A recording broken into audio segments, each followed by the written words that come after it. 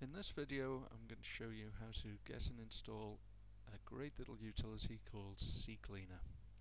Do a Google search for Ccleaner and go to Ccleaner homepage and click on the Download Ccleaner Now link and download from filehippo.com. Now at filehippo.com, the top right hand side, we download the latest version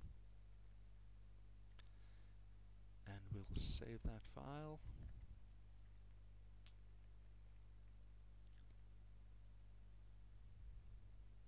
Once the file is saved, we can double click it and we'll select English as our language and click Next. Now you should read this license agreement and then click Agree and let it install to the default destination folder. Click Next.